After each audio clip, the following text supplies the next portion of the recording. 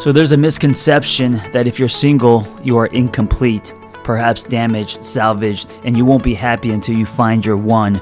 And that is not true. That is bullshit. It is a message that has been fed to us by media and advertising. The truth is, when you're single, you have the richest soil for growth. That's why I created this podcast. And unlike other podcasts, this one is host-driven, not guest-driven. That means I will be rotating health and wellness experts 3 times a week to give you the giant box of wellness crayons, not just the primary colors, so you can start building a meaningful life. It's time to give singlehood a cape. Today's host is someone I go way back with. His name is Sean Cardinalli. Sounds like a baseball player. He's a coach, writer, and activist who returned to coaching on sex and love addiction at the outset of the pandemic after a 4-year hiatus. He speaks the language, and his coaching style tends to lean toward 12-step recovery, which saved his own life and livelihood 14 years ago. He's also very transparent. Sean earned his local certification through Linda Bark's holistic coaching methodology and is pursuing his ICF certification and a degree in social work. So beyond sex and love addiction, Sean's practice focuses on intimacy, relationships, divorce, dating, and the creative process. Enjoy Sean Cardinalli. Hi, everyone. It's Sean Cardinalli. Welcome back to the Single on Purpose podcast series. It's a pleasure for me to introduce everybody to Christina Fitch, who I met in this lovely community of therapists and coaches and colleagues. Welcome, Christina. Thank you, Sean. I'm glad to be here. Christina and I were talking recently and just met recently, and we're talking recently about our interests inside and outside of coaching. Christina's a therapist. I'm not. I'm a coach, and I will give everybody a quick rundown of your history, Christina, in a second. But what you and I were hooked into pretty quickly the other day talking was about social justice and our socio-political world, landscape, right? Mm-hmm. City, country, world. And we started to question and talk about how or if there can be any kind of overlap in our therapy, coaching, self-care, wellness, mindfulness world. Mm-hmm. If there can be any overlap with that and with, socio-political matters, because these are very sensitive topics, deep topics, fraught topics. Yeah. And so you and I just riffed like we barely knew each other. And then we're like, okay, we need to talk offline and continue this conversation. We decided to bring it to this podcast. So it's funny. I want to give everybody an introduction for you, but yeah. Yeah, you say deep topics. Well, go right ahead. I my specialization for my degree was depth psychology. So for me, all of this overlaps, and I can't. Nice. For me at least, I can't be the therapist that I strive to be without having these hard conversations. Because for me, as a marriage and family therapist, these are the topics that destroy friendships. These are the topics that destroy marriages. These are the topics that destroy family relations. I don't know about you, but I mean, there's been a lot of conflict within my family, within a lot of my friend circles. There's a lot of friends that I don't even talk to a lot anymore because, for me, I can be very neutral, not necessarily neutral, but understanding, because I like that. And we'll get into that, but, there's the people who cannot, like, differing opinions. Nope. Sorry. We can't have that. And right. We are talking a little bit about cancel culture, and these are things that will literally make people cancel others out of their lives. And that doesn't do well for anything in regards to therapy. Being a therapist, we're all about bringing people together and healing wounds and teaching people how to bringing them to the fore. Yeah. Like having healthier communication and learning how to be accepting of differences and, things like that. So for me, all of it overlaps.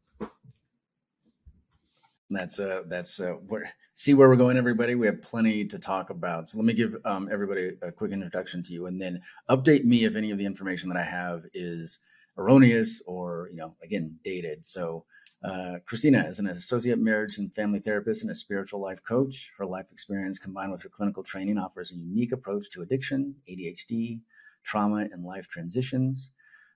You've got a master's in clinical psychology, specializing in spiritual and depth psychology from Antioch University. Your undergraduate specialization was in mindful psychology.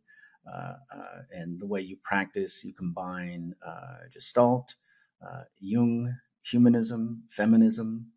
I like this part about what you do. You work on integrating the client's spiritual or religious beliefs and helping to anchor the client in a sense of security to help contain them during moments of dysregulation.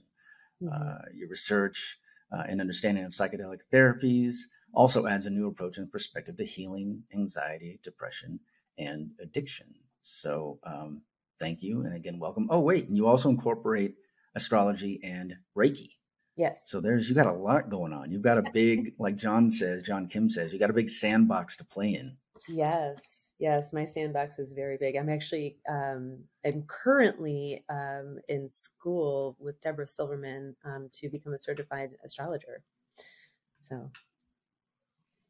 Very nice. Very nice. I'm a Sagittarius. You'll have to tell me what the hell is coming up for me next. Well, I have to look at your this show. Not for this show. Yeah. I even know the exact time I was born. But anyway, that's a whole other, when we were talking before the podcast, we're like, we got to be careful with tangents because you and I could probably riff forever. But the way we came about this again was a small little blip came up on a group conversation.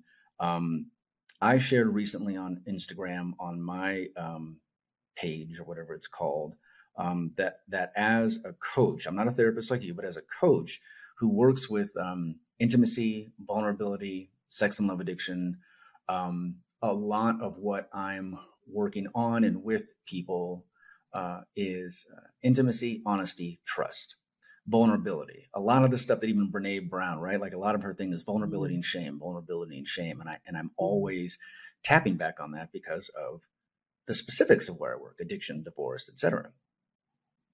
But then I also have been very vocal, as it seems like you are in your life, in your world, about my sociopolitical beliefs. And I also work, besides being a coach, I work for a nonprofit that's right in, the densest, most diverse, most polyglot, many languages part of Albuquerque. We have people walking in every day who are about to get kicked out. They're precariously housed or they're living in their cars. We gave a bunch of food just randomly from a lunch we had just 2 days ago to a woman who walked in off the street, had her kids in the car. And we were finishing with a lunch from, this big Italian restaurant. We had all these pans of food out and everything. And she was like, I'm out on my ass. I got locked out by the sheriffs. And the reason why I'm going down this tangent is because day in and day out, that reality is right in my face. Mm-hmm. And it's also something that I have been attuned to as a Black man anyway in America. And so our conversation started to really sprout when we were like, can we bring these, or is it appropriate, or how, or if and when can we bring up the sort of outside world perspectives, or when is it appropriate to bring up these perspectives and conditions and concerns as a therapist or as a coach? We're working with individuals, but there are systemic issues to talk about. Mm-hmm. And we're bringing it up on Single on Purpose because Single reminded me of individual, and each person brings their personal history and lived experience to bear in these sessions. And as a matter of fact, Christina, you had just told me about a client of yours who was like not trying to bring up a background or a context or a history. Mm-hmm. If you wanted to share a little bit about that and what you thought about that in the larger context we're talking about. So yeah, it was very interesting, and I can't share a lot. I really can't share much of anything. But it was very telling this client, the very first session, I am not going to go into my childhood. There's nothing there. It has nothing to do with why I'm here. And I'm okay. I met them where they were. And over it, we worked with each other 2 years, maybe a little bit longer. And the childhood did end up coming up, and they had some of their biggest breakthroughs when those things came up. And we had a really good relationship. We would joke around a lot, and they they told me I was sneaky because I knew that they needed to look at their childhood even though they didn't want to, and somehow I was able to sneak it in. And I was like, well, I think it's interesting that you use the terminology, because I wasn't sneaking anything in. I'm like, it just went that way. Because the things that they would talk about, I would have to ask questions. And when I was asking the questions, they would be going into their childhood. But we separated as client and therapist for like financial reasons. It wasn't that we like didn't get along. We separated on really good terms.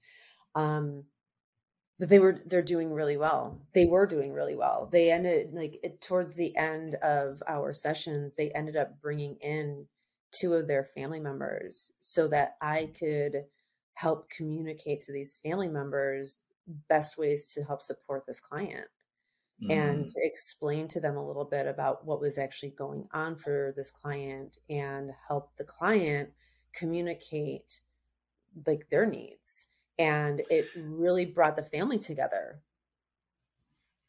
I'm glad that it ended that way. And that reminds me of, again, the broader context we keep referencing, which is,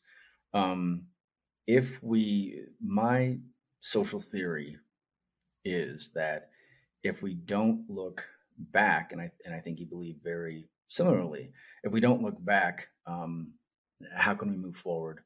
I believe if we don't have conversation, there'll be conflagration, right? Things will just explode. And even in the example you just gave, like the people who had a personal history with this client of yours were availed that history, the work that person was doing, and with you got a better sense of context and needs and challenges and triggers. And this is precisely, Christina, what I don't think we do in the larger socio-political context. I believe we are ahistorical. Yep. And because we keep, and that means not historical, and because we don't pay more attention to the history, the personal history that led us here to this moment, then we keep, it's that typical doomed to repeat it, meme that you see everywhere. We're just doomed to repeat this and right. And so it's the same with our clients, I believe. And like you, I can't force anybody. I wouldn't presume to force anybody to like, we're going to dig into something, that you don't want to dig in. No, but it's like, the more like in your scenario, the more we work with a person, we're like, this stuff's going to come up. It's going to come up sideways, or it's going to come up directly. And we will see, it will bring to bear that it's important to dig into. It will come up in patterns. It'll come up in patterns in their life. They will always be repeating patterns. I mean, we all have repeating patterns because we all have personality traits or aspects of us that are they're just part of us, and they're never going to change no matter how much we try. But being knowledgeable about them, being aware of them, and then also if they're patterns that are stemmed in just taught behaviors, then that's one thing. If it's just a personality trait, that's another, right? And I can go into that on a deeper level, but that's not what this podcast is for. But yes, the whole concept of well, I mean, you're speaking to like nature versus nurture, right? Like a personality thing versus a learned thing or a taught thing. 100%, right? But back to the looking at the past, like, I get people all the time, like, why do you have to live? You just keep bringing up the past. You keep bringing up the past. Like, can't you just move forward? And like, and then I get I thought you were a mindfulness person. It's like, yeah, very much a mindfulness person. But part of the mindfulness practice that I use is I have to look at the past to understand why and how I got to where I am in the present so that I can decide how I want to be moving forward and what I want to incorporate or what I need to leave behind, what I maybe need to forgive others for, what I need to forgive myself for. Do I have to, like, are there people that I have to have maybe hard conversations with, or so many things, right? But if we don't, at least, I don't want to stay in the past. Actually, that's why I'm wanting people to look at the past, so we don't have to stay in the past, right? Because I feel like we are, in a lot of ways, I feel like we're in Groundhog Day. We're just repeating the same shit over and over.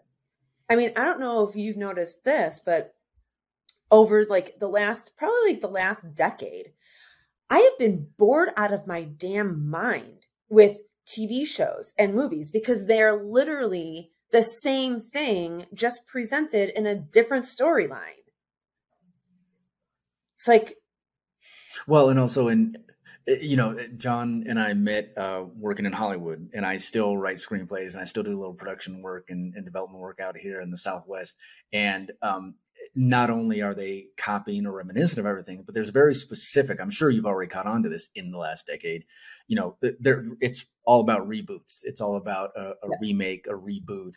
Charlie's Angels comes back around again. Starsky and Hutch is about to start a new TV series, and that'll already be the second reboot because there was the movie that was based on the TV series. So I don't, God, we could do 5 podcasts. That's a whole other tangent about, is that worth it? Is it not? Is it boring? Don't we have new ideas? But you're right. When we get back to individual work, clients, and when we're looking at the larger socio-political landscape, I really like how you referenced Groundhog Day, because when we started to see an early spike in, say, very hardcore, like, nationalist tendencies around the country, I was like, oh, this is George Wallace all over again. And I don't mean the Black comedian. I mean the white governor from the 50s and 60s who was like, segregation, now, segregation today, segregation forever. I'm butchering the quote. But it was terrifying to me for 2 reasons. One, oh my God, we're back here again, and we're getting into at the time, it was like the dawn of the 2020s. We're getting out of the teens and into the 20s. I was like, oh my God, we're going to do this again. And we only just barely got out of it, like not even 60, 50 years ago. And then 2, I thought, how is nobody calling this out for what it is? Why don't people see that this is the same thing? And that if it wasn't healthy and good for us back then, it's not going to be now. Plus, we're technically more pluralistic. There are more mixed people like me. There is a broader understanding and acceptance of LGBTQ, of race and ethnic matters and understanding, and also gender matters. Right? We're doing Me Too, and we're opening up so many doors and broadening the spectrum socially in so many ways, that then it is both astounding and makes sense to me that then there's this huge pushback from the dominant culture, from hegemony, from, right, like the people who are not any of those groups that I just mentioned, who are like, oh shit, and they're holding on for power for dear life. And maybe that plays out sometimes, again, like you were saying, individualistically, one-on-one in a session where someone's like, hell no, I won't go. It's like, no, we gotta talk about these patterns, right? Well, I think this is a good time to talk too about, before we even started this, we were saying how there's not a lot of therapists or coaches talking about this because it's such a hard topic to talk about. Because again, that goes hand in hand with what we were also talking about with cancel culture. Because you say the wrong thing and everything about you is just gone. Like I have, I know people, okay, who, I mean, I know a lot of people, and actually the older I get and the more I look at my life, I'm like, oh, wow. Okay. I'm realizing, and I'm not a huge fan of the term privilege because I think a lot of people, one, it triggers a lot of people because of it's not really explained well. And it just, now it's like people hear privilege and it's just a trigger. But I'm going to use it in this context because I'm realizing the level of privilege that I do have in certain ways. Like there's a lot of ways that I do not have privilege, but there are a lot of ways that I do. And one of the ways that I do is I actually am in contact with a lot of people who are either themselves in very powerful roles or know people who are in very powerful roles. Right. And I'm going there because the Me Too movement, just so much, everything that has come up, and basically for me, I started noticing it really heavily coming up starting in like 2012, but that's my own personal experience. And it's just looking at it, where I was going with this is somebody that I know that I'm very close to has a very powerful position at a very, very well-known university. And they see these issues in the university. And they've been trying to bring awareness to it, but it's up until the last few months, it was one of those mentalities of, I can't talk about this. I can't bring this up because everybody is protected. Everybody's protected. And also because they don't want the work that some of these people have done to be canceled just because their name is on it. And I actually had conversations about the fact, okay, so if we have somebody who as a person has not been all that great, but the work they do is absolutely amazing, does all of their work have to get canceled because the person has not made such great decisions? Okay. And I feel like that just goes let's hand get in into hand with this. so much of what we're talking about. So I appreciate everything you just said. And I'm going to share a parallel understanding. Our understanding of it doesn't exactly line, doesn't have to. The reason why we're having this conversation is to bring this shit to light and to do a little bit of the opposite of what you're saying, which is, again, like I said, if we don't converse, we'll conflagrate, right?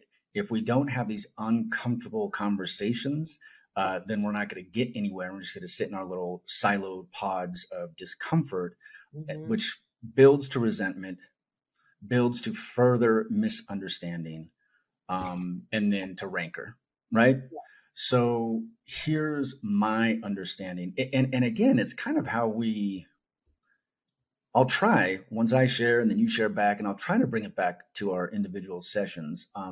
In a way, a quick parallel I'll bring up is, how do, like, people we're talking to about their dating or their social lives or their family life or their work life, how do we listen to what they're sharing with us, the vulnerability they have in our sessions as therapist and coach, and then ask them to apply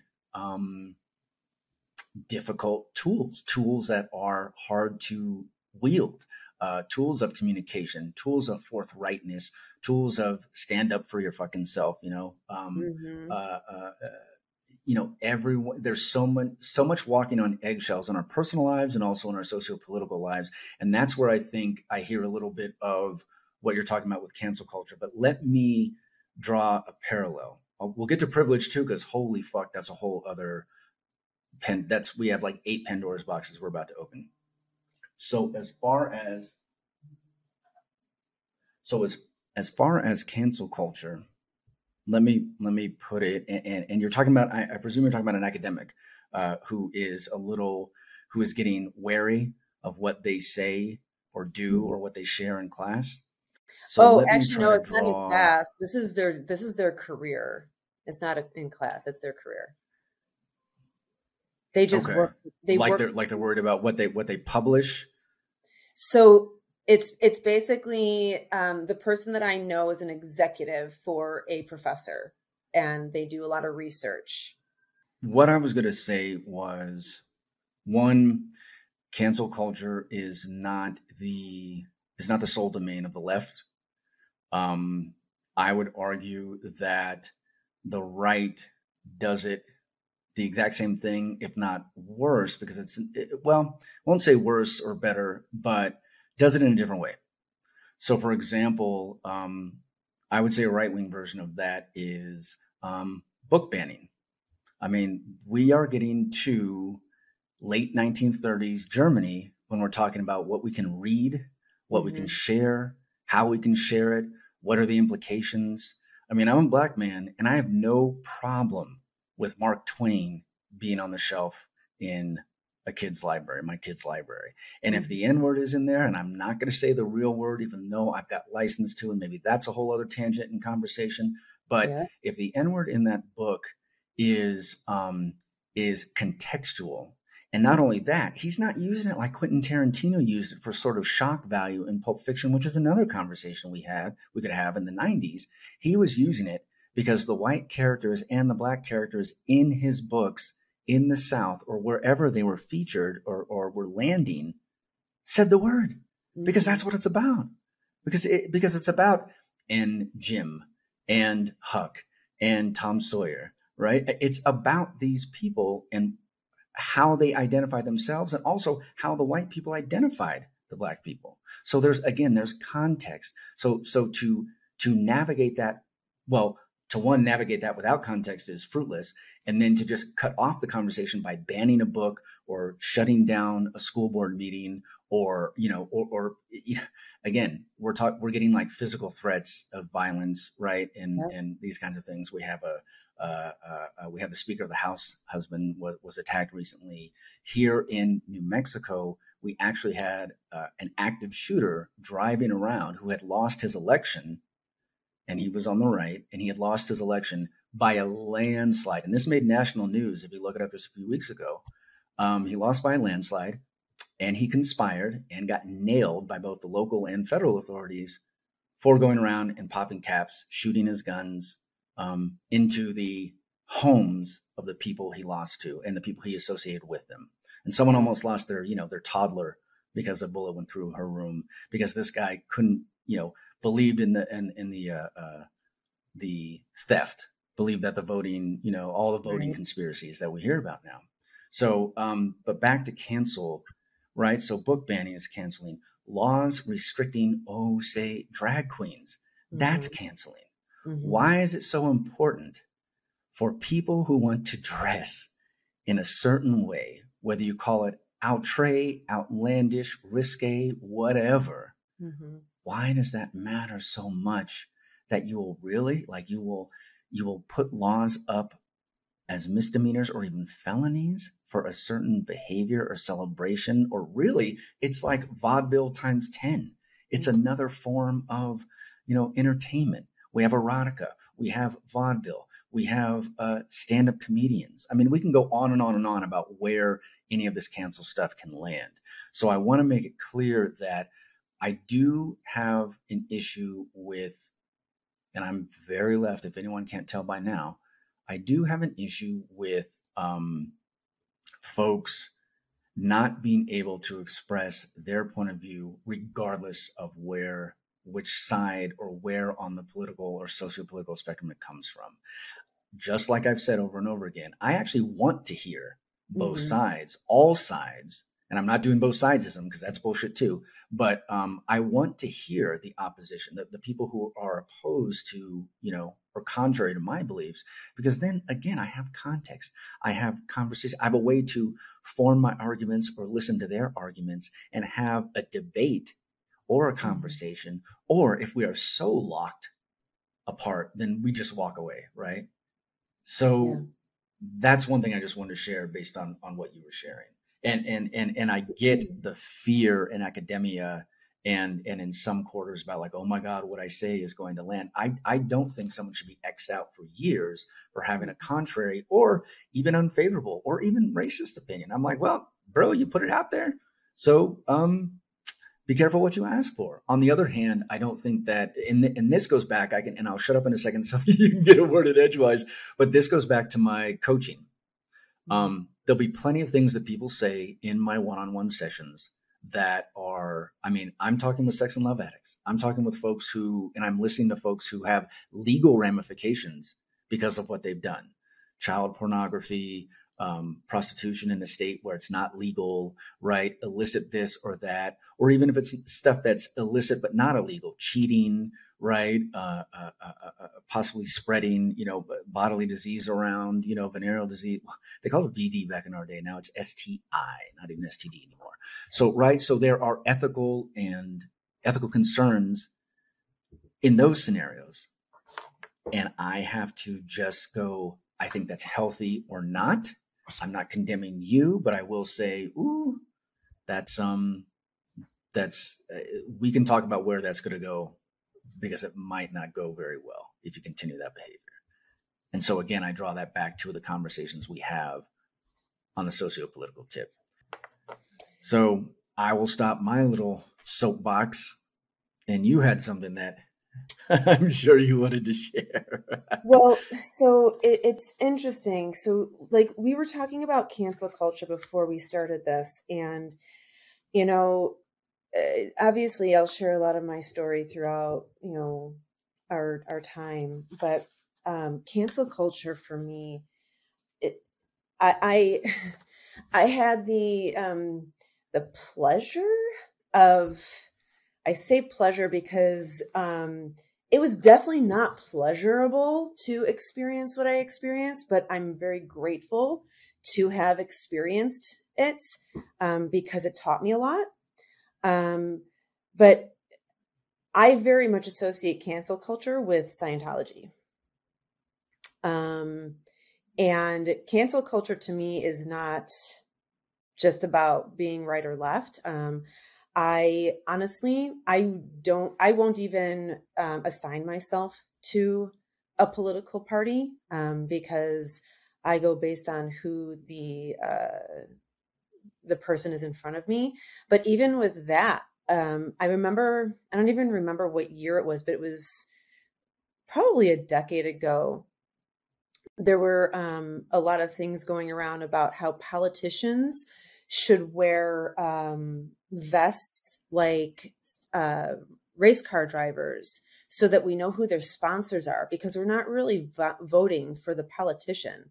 We're voting for all the people who pay that politician, right? And that's a nobody great image. knows. Yeah, I hear that. Nobody knows who's actually funding, because whoever is financially funding that politician, that's where that politician's mindset is going to go. And that is who they're going to be answering to. It's not to the people. Right. So Yep. we can go into that a lot, but you were talking about like votes and things like that. And at some point, I'll explain why I'm reading this book, but I am very gradually reading this book called The Kennedys, Dynasty and Disaster. And I have it's a very personal reason why I'm reading this, but I'm trying to find in this book specifically, it was interesting because obviously Kennedy was a Democrat. And he was very well known. Now this goes back to the very beginning of the Kennedys. to PJ Kennedy. He was like the original Kennedy here in America. And here it says, on the road to this great collective success, they had stopped at nothing, including stuffing the ballot box and buying votes. Don't get mad, get even. Do to others or they will do to you. Win at all cost. That was the Kennedy's motto. So, how much of that are we seeing in our political system? And what do you mean? I mean, what is the implication? What are you drawing it out to? Just you were talking about the votes, right? That's both sides. Oh, and win at any cost. Yeah, win at any cost. Do what you have to do. We're going to stuff the ballots with fake votes, right? That was happening back in the 1800s. Mm-hmm. Well, I mean, what I understand about the most recent national election, though, is that that argument was made. The fraudulent vote argument was made over and over again and was prosecuted over and over and over again. And whatever it is, something like tens and tens of times that it was prosecuted, I don't know that it was confirmed, at least not at all on the scale that was being argued by folks in Georgia, by other states in the Deep South, and certainly the presidential election. I mean, and the attorneys were sent, to make that push every few weeks, as we were getting, out of November and into the next year, January. God, what was our last cycle? 2020? Was that it? Yeah. 2020, 2021? So that's my response about that. I don't disagree that there is corruption on the left and the right. I mean, we are human. We are culturated a certain way. There's a certain ruthlessness, not only to our political culture, but to our broader culture, as far as this is why we have groups with, this is why we have now gender specific groups, which I think are helpful. Like we're trying to work on things like, to dissolve male toxicity, right? And we are trying to build bridges and get better understanding of folks whose point of view we might not understand. So again, if we go back to some of the cancel culture stuff, I do think that, like I had already said, that it gets pretty extreme to, knock someone completely out of contention, for the rest of their life, the rest of their career or whatever. On the other hand, I'm like, you reap what you sow. If I have said something in the past where I clearly misspoke and didn't know what the fuck I was talking about, that would be one thing. If I stuck a flag into the ground around some kind of hatred or some kind of, abuse or power, corruption, or, something that's completely unethical or immoral, then I'm probably going to pay the fucking cost for that, and probably should. And I think too, what has happened, I go by Michelle Alexander. She wrote The New Jim Crow. And that was one of the earlier books. I can't remember when it first came out, and I can't remember if it predated Obama's tenure in the White House, but she argues this. She's like, all of us are on a spectrum. We've been talking about this, we've been using that word spectrum or bandwidth or whatever this whole time. And so let's think of a needle on, your car's engine. If a needle is, and when we're trying to have social discourse, personal discourse, political discourse, if the needle is on the red for one of the parties, it's probably going to be a fruitless conversation. That person or both people are steeped in their beliefs and you're fucked to try to get some like constructive dialogue. If it's somewhere where I'm open to it, like I'm steeped in my beliefs, but I'm open to some conversation, some discourse, then great. Then you'll probably debate hard. You might walk away with a newer understanding or some nuance of the other person, but you're not going to exactly like change sides or anything, right? But you will have a broader understanding. Like, oh, that's I have learned a lot. Mm-hmm.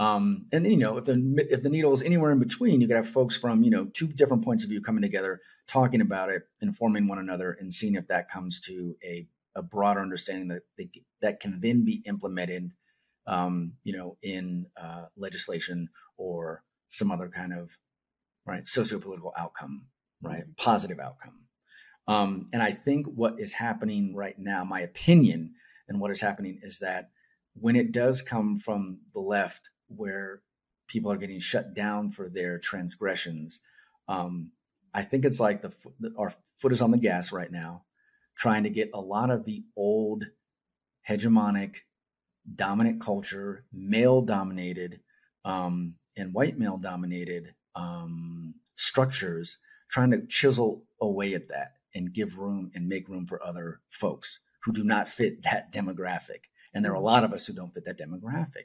And so I think it's well-intentioned, but I don't like stopping discourse outright, similar to you, because I don't think that's fruitful. And I think also people are so hell-bent, like say for me too, and this is tricky for me. I got to be careful because I'm a man opining on a very femme or female-centric argument and worldview. But it's like for so long, for years, for decades, say if you take someone like Bill Cosby, for decades, women were being abused by men in power, Cosby, Weinstein, etc. Mm-hmm. And so I think a lot of the cancel part of it, the hardcore reaction comes because it's like, we are now holding motherfuckers accountable. And this is how we're going to do it. You've mm-hmm. kept your job. You've kept your millions. You've abused and assaulted thousands of us, different people in power, different men in power have done this in different, in the entertainment industry, in this industry, in politics, etc. We're now going to call you out. And so that's where I sympathize with the ferocity of the argument, the ferociousness of it, right? The intransigence of it, like, nah, we're going to push the needle all the way and you are done for life. And so that is my understanding of why it is as hardcore as it is, even if at the same time I'm saying in the same sentence, I wish there could be a little more dialogue about it and not to just outright, Weinstein should be in prison. Cosby, I think, should as well. But, and I think that not every person that we point a finger at like that is either of those people or like either of those people. And so, I just want to keep a dialogue, even if it is very uncomfortable and even distasteful at times. Because again, like I say, if we stop talking, holy shit, we're in trouble. Yeah, so much of what you were just talking about, and like my brain is just going a million miles a minute. It boils down to bullies, power, intentionality, right? And when I think about these men who have been in power, I look at them as bullies. That's what they are, bullies. You want something, well, this is what you have to do to get it. And then now you're that person who, oh, well, okay, do I want to just suck it up and do what I have to do to get where I want to go in my career, right? Which I can talk about that on my personal level because I have had to make very difficult decisions in my life to not go against my values and integrity to fall into that, right? And for me, I'm lucky in the aspect of I've never had a male boss do that to me. Again, I think that comes from my privilege because of my background, and there's no man that's going to ever mess with me if they know what my background is, because I just know they won't.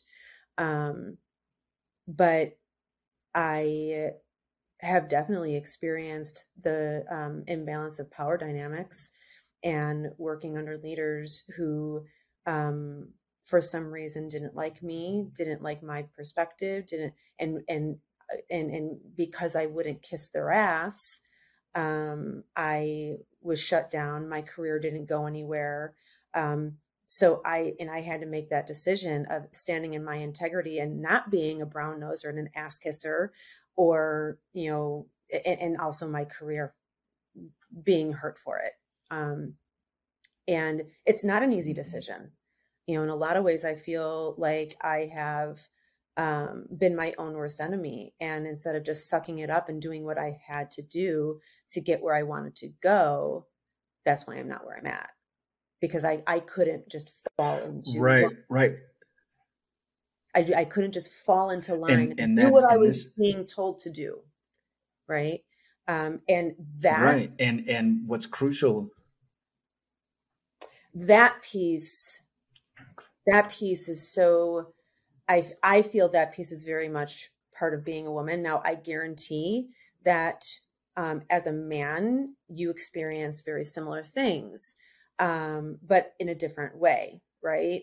Because for me, being a woman, we're taught, actually, do you think it's okay if I were to read a poem that I've written in regards to this?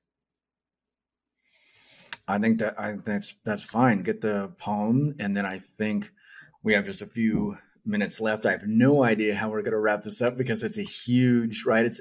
We're talking underneath a huge tent, a Yes. big old circus, big top tent of an issue.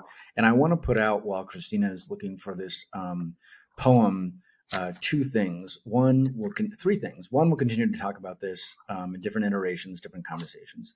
Two, I want everyone to hopefully walk away, if you're feeling a little sweat, cold or hot, if you're feeling uncomfortable while you're listening to this conversation, it's okay.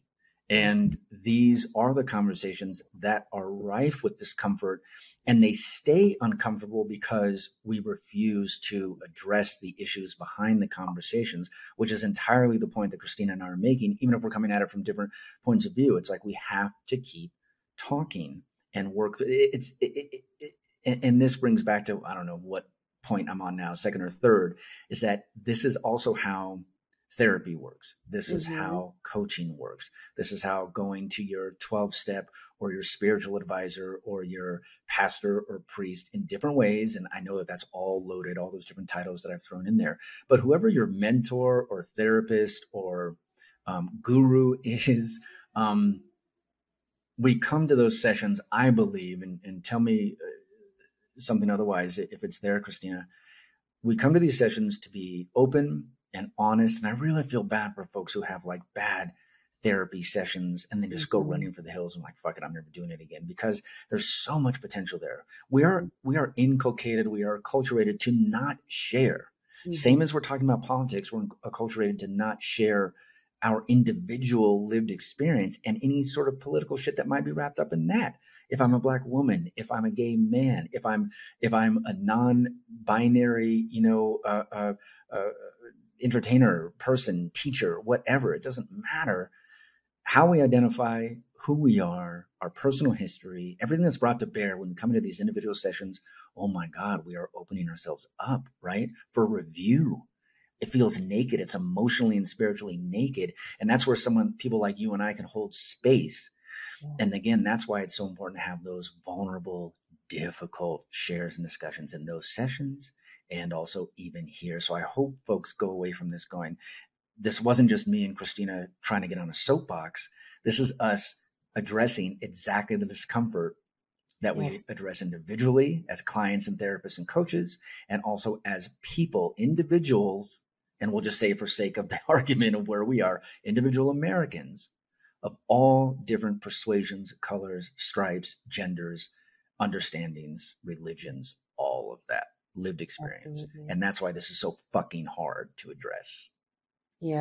And, I, through my training as a therapist, I've had to look at that power that I have within dynamics.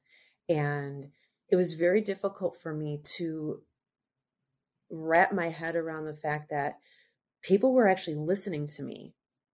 And like the things that I was saying was actually mattering to people. Because that was different for me. Like growing up, the things that I had to share, nobody listened to me. So now being in this position and people are listening to me, I'm like, whoa, wait a second. Okay. I need to, really look at this. Right. Mm-hmm. And we talk a lot about specifically, and this is why I even started following John to begin with, is because he's so much about being human over being a therapist. And like we're human. Casual, not clinical. Yeah, the casual, not clinical, right? So I'm not perfect. I guarantee that there are people that I have worked with that got a bad taste in their mouth about therapy because of something I did or something I said that I wasn't intending to, right? I wasn't intending to be upsetting or whatever, but we all have to learn, right? And every day I'm going to make mistakes because I'm not a robot. I mean, and even robots aren't perfect. I mean, come on, technology, crashes all the time. So, but I think what I have come to the realization, and what I always try and do with my clients, is explain to them that you're coming to me to help guide you, but my job is actually to help you recognize for yourself things. And right. I will help guide you.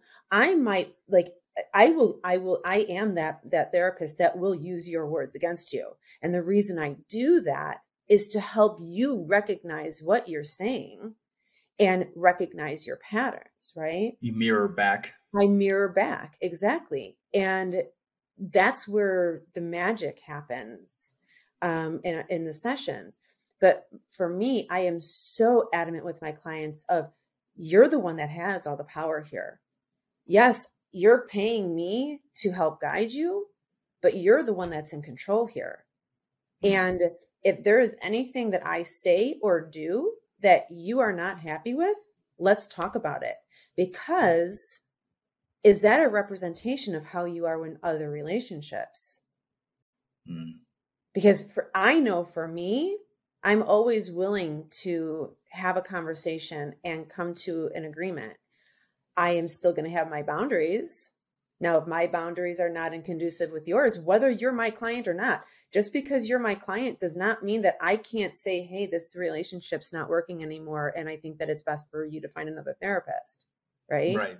Just like I encourage my clients that if you feel that I am not helping you, let me help you find another therapist that you mesh better with. Because if you don't feel safe talking to me about everything that you need to talk about, and I mean everything, because I work with a lot of transference and countertransference, right? And, yes. with that comes so much. I mean, working in the treatment centers with teens, do you know how many times I've been mom, or I've been dad, or I've been aunt, or insert, right? I play a role for the clients as somebody that has been significant in their life. Sometimes that's a really beautiful relationship. Sometimes it's not such a beautiful relationship. And then I can go into erotic transference and countertransference, but that's for a different podcast. But anyway. Well, and I mean, my arena is, sex and love addiction and intimacy and all that. So I am very mindful, being a male, talking to whom, identifying as a cisgendered male. I have to be very careful, and I'm very, very careful to the best of my ability with whatever gender the person is presenting as, that we just keep it on the level. There's no intimation. There's no transference, as best as I can try, right? We're just talking about the topics and how you can heal that person, meaning you, the client. And yeah, I've had to dial back a couple times personality wise, and also just address things like you're saying with people, be like, we're not going to go there. Let's keep it to this, your story and what we're working on with you. I share my stuff, like you're saying, casual, not clinical, all the time. People know my story. I mean, I'm out that I was even 12-step, right? I mean, I've blown my own anonymity, and I'm fine doing that if it helps others, and I think it Right. does. Exactly. That said, yeah, we're in a very intimate scenario in our respective gigs, and I really appreciate you talking about that and sort of wrapping up with that. So let's hear your poem, and then we'll do a to be continued, because I'm sure there's more we have to talk about on this huge, again, circus tent like topic. Absolutely. And I want to say that I'm going to read this. Okay. My city, my life. The skyline so magnificent, I carry it in my heart everywhere I go. So far from it now, yet my heart aches and rejoices with memories. So much division between so many brotherhoods. Black and blue are more than just colors. They are the suits and skin of those who run my beautiful city. Light and dark, do either even exist? Pushed and pulled between several brotherhoods. What about the sisterhood? Not much there and so much there, but silenced. Shh, don't give them a voice. They know not what they talk about. So we adjust to fit into whichever brotherhood we feel safest. But what is safe? You grow up being told blue is good and black is bad. Is it? Again, I reiterate, this is about suits, not skin. All skin, we're both suits. Who to trust? Who keeps you safe? Who provides? They both do. Then one day you find out that it doesn't matter because one side owns the other. Again, I ask, where is my sisterhood? Moms, stepmoms, aunts, sisters, cousins, and friends. They are there, teaching how to navigate the brotherhoods. Dress this way, don't eat that cake, ladies don't talk back, know your place, do well in school, but don't make them feel stupid. Don't worry about his temper, here's how to soothe it. The teachings have changed over the generations. Don't leave the bar without your friends, never leave your drink alone. Don't wear too low cut or too short, but show enough because that's what attracts. You still don't want to eat that cake. Here, try this pill. Where's your mace? Where are those suits now? It's the brothers of both who create the need for these teachings to begin. Where are they now? When you discover that black and blue protect you, when you discover both have also abused you, when both are done in the name of love and care, when you realize that all of it matters and none of it matters, when you realize that no one would believe you anyway, do you keep screaming, trying to get the right person to hear you? Who is that person? I don't even know. Do you keep your mouth shut? Don't stir the pot. You can cause a lot of pain for good people. So I sit. I share, but just enough. No one listens anyway. My words are too far-fetched. I'm crazy. How far do you really want to take this? You're a conspiracy theorist. If only you knew. I was there. I lived it. It's not conspiracy. The battle of black and blue. One side started to win, but did they? When you take down one side, the other falls too. Will my city crumble? It already has. That skyline. It will always be there, if only in my memories. That's great. Thank you so much. I think that's entirely appropriate, and I think an entirely appropriate way to end our session today. I always go into these, Christina, going like, we're just gonna be 45 minutes, and we end up like an hour and 10. But I appreciate that. I really heard, again, cisgendered male, I really heard the part about all the contradictory shit that women suffer, that you, if you're the subject of that, I'm not sure how personal that was. It sounded very personal, but the take a pill, eat too much, don't, short skirt, but not too much, you'll get blamed. I said over a decade ago, even before Me Too, I used to go like, holy shit, I just got this awareness living in the cities all my life and in LA for like over a decade. I don't watch the street in the same way when I'm going to my car. I mean, I do because I was raised in a city where you have to, but it's not a gender specific thing for me, just by dint of my gender, that, oh, fuck, I better go with a group, leave at a certain time, keep my key in my hand as a weapon in case, do I have mace? So again, the things that you shared in that poem, I feel like these are the intricacies that we try our best to hold space for.